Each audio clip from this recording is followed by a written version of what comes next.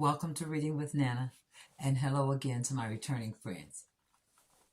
Our story today is Mr. Bear and Mr. Bear.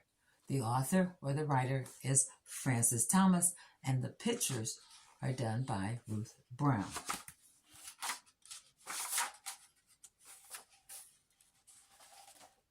Although he must have had another name, a real name, everyone in the village called him Mr. Bear. Grumpy and cross, shaggy and unsmiling, the old man never spoke a word more than necessary. In the streets, children stuck out their tongues behind his back.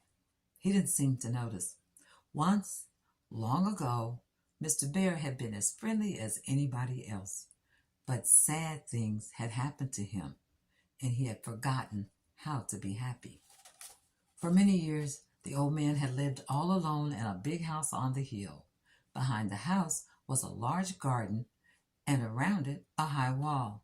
Inside the house, Mr. Bear grew older and crosser.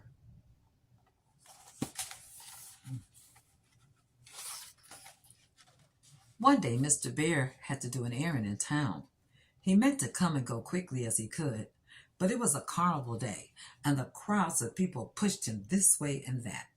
Soon he found himself in the town square, where there were jugglers and candy sellers and even a noisy carousel.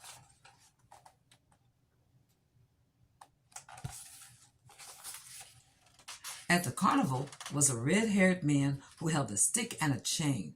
At the end of the chain was a bear with a ring through his nose and shackles on his back paws. A muzzle kept his mouth shut. The bear was smelly, and his coat was matted. His eyes were dull and running. When the trainer poked him with a stick, the bear stood on his hind legs. The man poked again, and the bear jumped, faster and faster, lumbering from one foot to the other.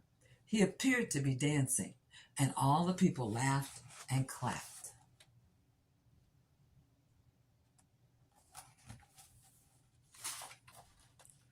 But Mr. Bear saw that the bear did not dance for joy. He looked hard at the bear, but the bear looked right past him with sad, dull eyes. "Dance!" shouted the red-haired man. The bear danced, and the people clapped. Mr. Bear pushed his way through the crowds, looking neither left nor right. "Cross as a bear," the people muttered as he passed. He left the square and the town and went slowly up the hill to his big house.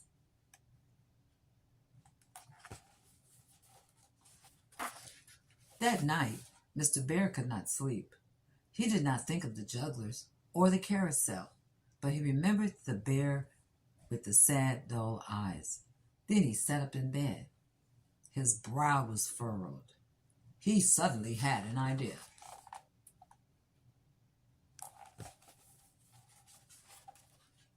Very early the next morning, Mr. Bear readied his horse and wagon and set off for town. Almost no one was in the streets except the sweeper and the baker, who was yawning as he opened his shop.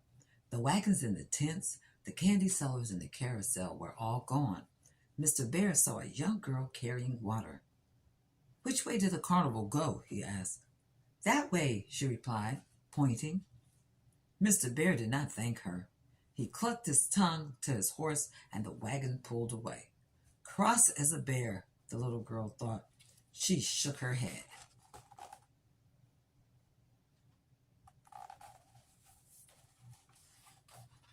Mr. Bear left town. The sun rose in the sky, and the road was wide and dusty. At midday, he found what he was looking for. The red-haired man was sitting by the side of the road and eating a sausage. The man's horse was eating grass, and there in the cage, slumped, was the dirty old bear, eating nothing at all. "I've come to buy your bear," said Mr. Bear. The man laughed and took another bite of his sausage. Mr. Bear took out his purse and showed one gold piece. "The bear's not for sale," said the man. Mr. Bear showed him another gold piece, and another. Finally, the man yawned. "Oh, well, I've had enough of bears anyway. They're too cross. I'll stick to juggling in the future.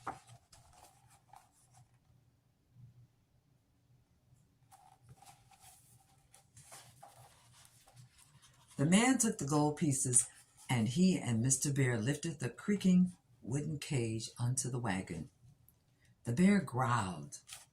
Mr. Bear took some apples from his bag and fed them to the bear. The journey home was long and bumpy. Whenever the bear would growl, Mr. Bear would give him an apple. In this way, they made their way home, though the time they got there, it was nearly dark.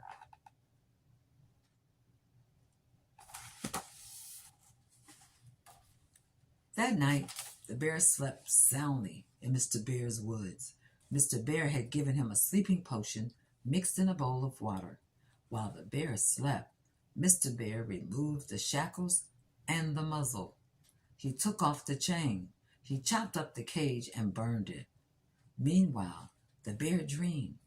He dreamed of times long ago, of playing in the hills with his mother, his sisters, and brothers. The bear dreamed of splashing in a silvery stream and catching a fish. He dreamed of rolling in soft grass and sniffing for ripe berries. Then he dreamed of how the hunters had come with their guns. They had shot his mother and had taken all the cubs to a town and sold them.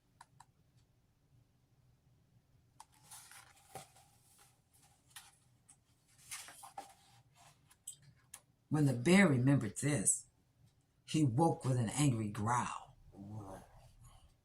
Then he opened his mouth wide and yawned.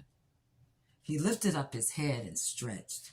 There was no chain to jerk him back to the ground, and no cold, slippery cage, only soft, sweet grass. The bear stood up unsteadily. He could smell the delicious scent of fresh water.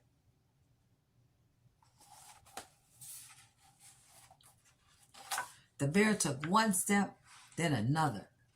Still no chain jerked his head. Nobody shouted or waved a stick.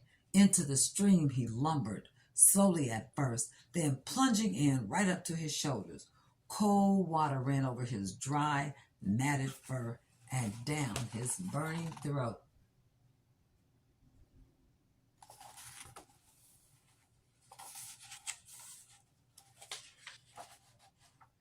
When the bear shook himself all over, he remembered how hungry he was. Across the garden, sitting quietly on the grass, was the man who had given him some apples. Now there was more food: honeycomb and nuts, fresh fish and berries. The bear ate everything. He had not eaten such good food for a long time and was just beginning, not to feel cross or frightened. The bear looked at Mr. Bear, who looked back. Mr. Bear smiled.